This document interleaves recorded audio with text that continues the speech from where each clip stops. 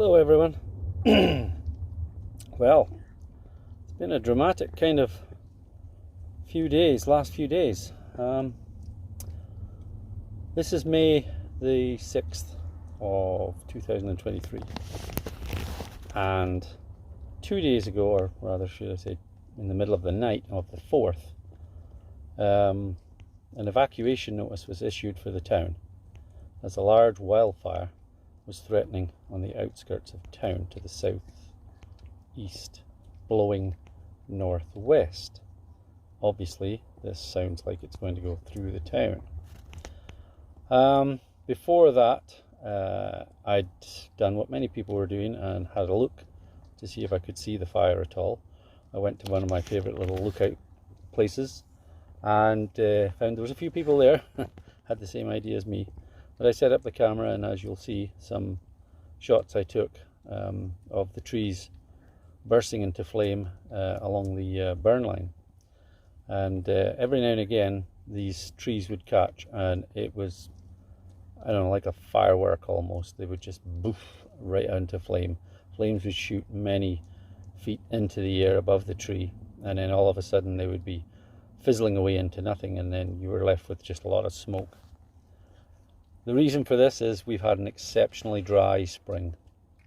The snow all thawed away, mild temperatures moved in, that's dried out the ground.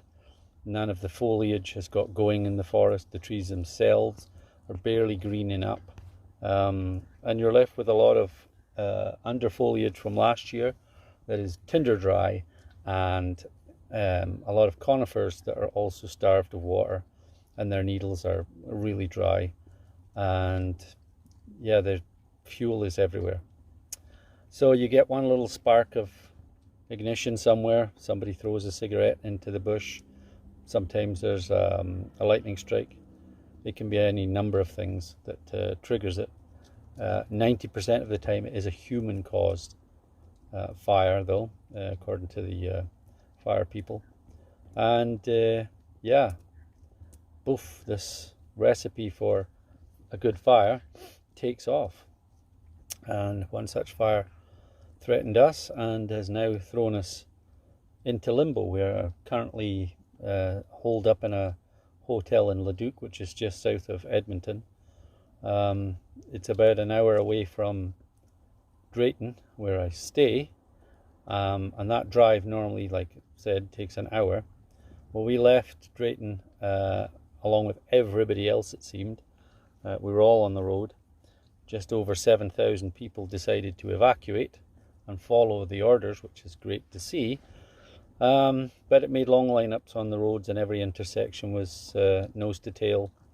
It was slow going. So at 11:30 we left the house after gathering quickly some supplies together. It's just not enough time to remember everything. But should you ever have to do something like this, remember your medications, remember your important documents, and then remember your pets. Don't forget your pets. We didn't. Both of them are currently sitting either side of me, chomping on a rather nice treat, which is keeping them quiet while I do this video. And yeah, those are the main things. Clothes and stuff like that are secondary. We've got some photo albums. I've got my computer because there's an awful lot of photographs on there.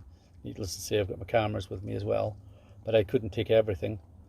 You know, there just isn't enough room in the car for it. So you do what you can with what you've got, and you take off. 11:30 we left, and we arrived at a small town just west of here called Kalmar. It's about I would say 15 minutes drive to Leduc from there, and we arrived in Kalmar at 2:30 in the morning. So quite a long drive, slow drive to get to there, and we literally had to drive around another fire to get to where we're at. We're not the only town in the province that's under evacuation. We're not the only one suffering from a wildfire. The whole province seems to be tinder dry this year. The lack of rain, the lack of snowpack that we had this winter, the exceptionally high temperatures. We're getting temperatures these days 10 to 15 degrees higher than normal. We had a heat warning which triggers in at 29 degrees centigrade. So at 29 degrees plus, there's a heat warning. So you have to stay hydrated.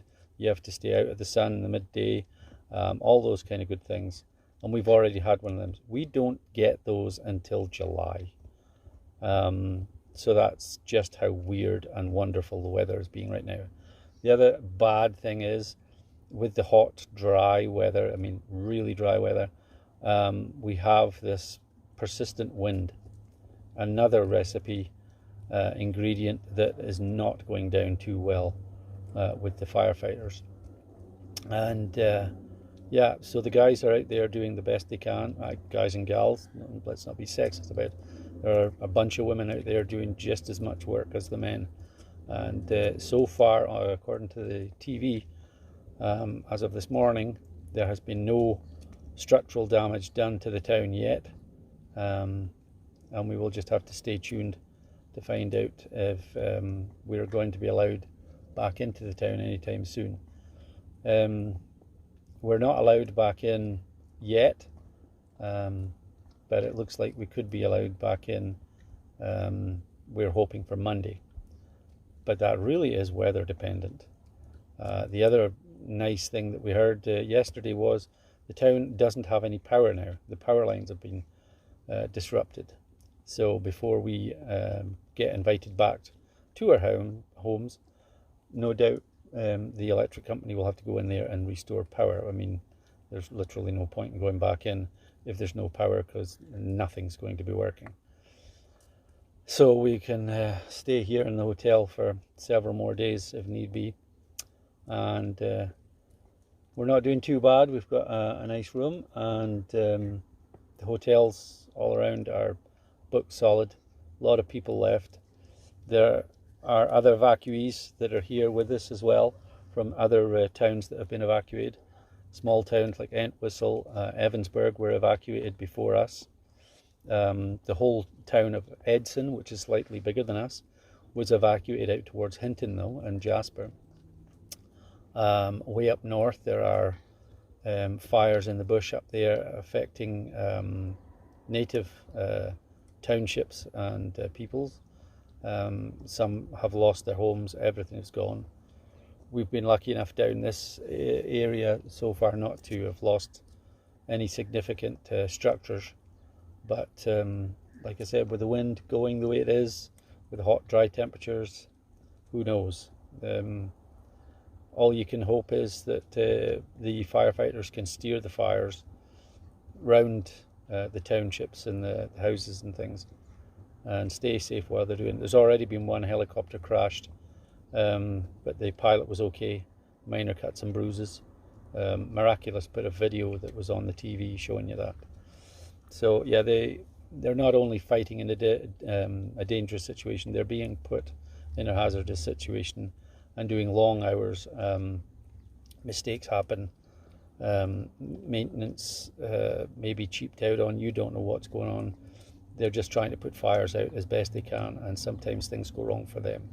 So really feel for them and hope that nothing serious happens to them as well, because we depend on them. We depend on them really, really.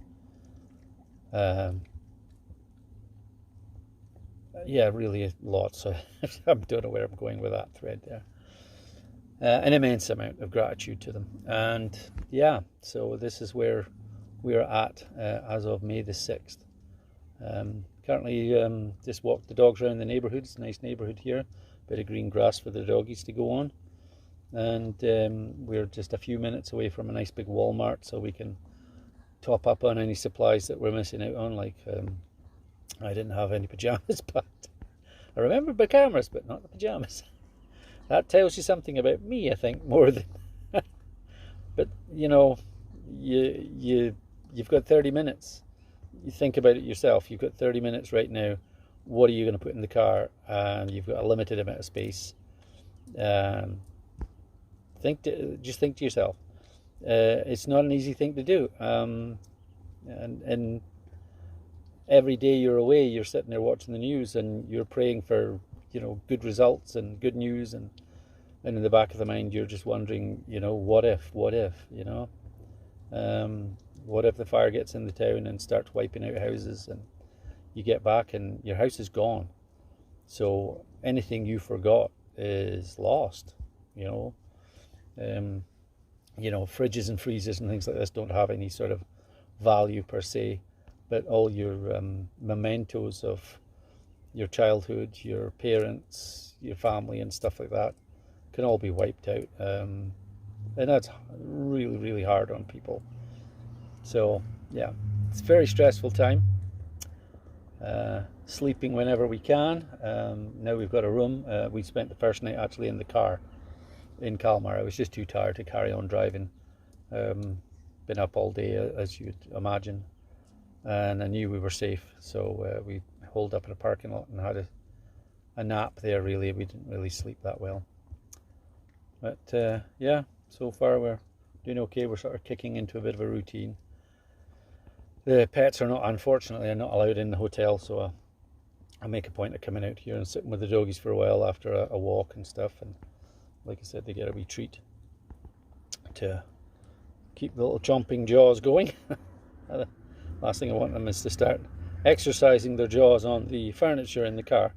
It doesn't usually end very well for either the dogs or us.